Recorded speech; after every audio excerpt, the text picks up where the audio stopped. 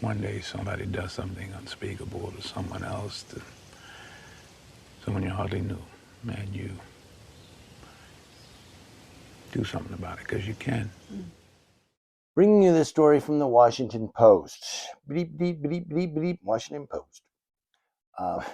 Hours after the Washington Post published an investigation into a New Orleans police officer who sexually abused a teen he met responding to a rape report, a judge delayed the trial for her civil case against the city. Yeah. The victim's lawyers, in a motion filed, accused the city of withholding highly relevant text messages. The texts show the head of the New Orleans Police Department, the head of the PD, was notified of potential sexual abuse of a minor by an officer. And that was days before that officer sexually assaulted her in 2020 when she was 15. Now, the existence of the text messages, which the Post first reported, contradicts the city's previous claims in federal court that there's no evidence of a New Orleans PD policymaker had any notice of any inappropriate behavior by Officer Rodney Vicknair, according to the victim's motion. So basically, the city is saying we didn't have any evidence of any cop doing that. And then the Washington Post says, well, you got text messages that contradict that. I'm going to read some of the text messages here that they post. Now, the jury trial, which was set to begin already, will be rescheduled while the two sides debate the relevance of the text messages and what they mean for the city's liability in the case.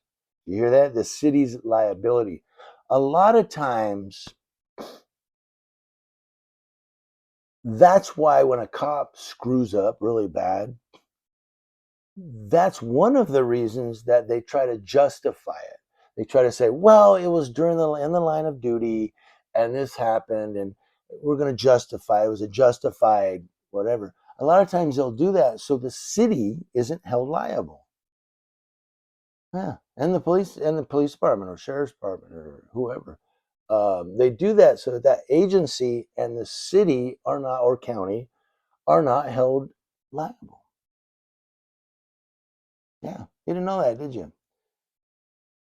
But these text messages, and they're in the story in the link below. But she says,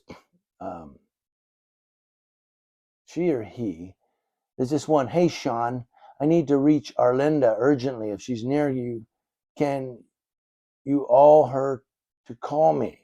That's what it says. Can you all her to call me? It's about potential sexual abuse of a minor by an officer. S, I'm assuming that's Sean, said, hi, I tried calling you back. Hey, got a call on that same issue. We'll holla after. Holla. Okay. Hey, Sean, and then I think you have to click that link here to see, but it doesn't show the rest of it. Now, the victim, whom the Post is identifying by her middle name, Nicole, said she feels she's been betrayed by the police department for a second time. Yeah, because she was betrayed by the officer. Now she's being betrayed by the city.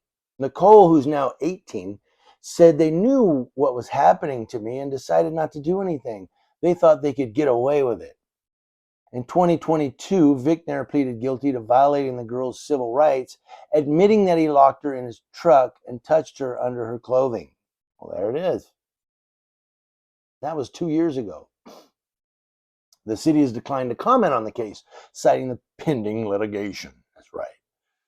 In court filings, attorneys for New Orleans described the text message in September 2020 from then independent police monitor Susan Hudson to then Superintendent Sean Ferguson. There's your Sean.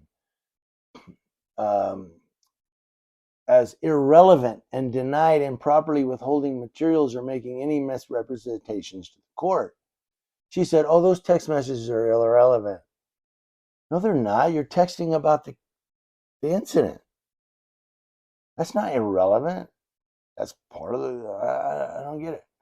Anyway, the Post obtained the text messages in June of last year in response to a public records request made by the New Orleans office of the Independent Police Monitor, which is a civilian oversight agency that handles complaints of police misconduct.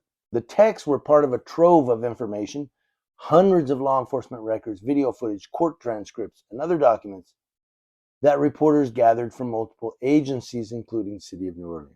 Now, Vic Nair was hired by the New Orleans PD in 2007. So this, despite having previously been arrested multiple times and convicted of simple battery on a juvenile. It's another cop, man. He was convicted of simple battery, and then he goes to New Orleans and he gets hired as a cop. In May of 2020, Vic Nair was dispatched to the house of Nicole, this girl who was then 14, when she needed to be transported to the hospital for a rape kit. So she was claiming rape. He went to take her to the hospital. And what happens? Prosecutors later alleged that Vic Nair began grooming her that day. Over the next 4 months, he repeatedly called, texted, and visited her. After Nicole's mother reported concerns about Vic Nair to the girl's therapist, the therapist supervisor contacted Hudson on Friday of September 2020. And then, of course, Hudson, we know, text messaged Sean, the superintendent, and it talks a little bit more about it here. I don't want to just keep going and bore you, but you know, that text message, hey, Arlinda, this is an urgent call. Please call me. There it is right there. And then it goes down. It's got some more text messages you can read. And they're text messaging about potential sex abuse of a minor by an officer. And this was, does it say when the text messages were? Yeah, October of 2020. 4 years later. And then when the teen's family files this lawsuit, they come up with these text messages, and the judge says, oh, we're going to delay the trial. Yeah. Your civil case is delayed because we got to look at the text messages. Where were they before?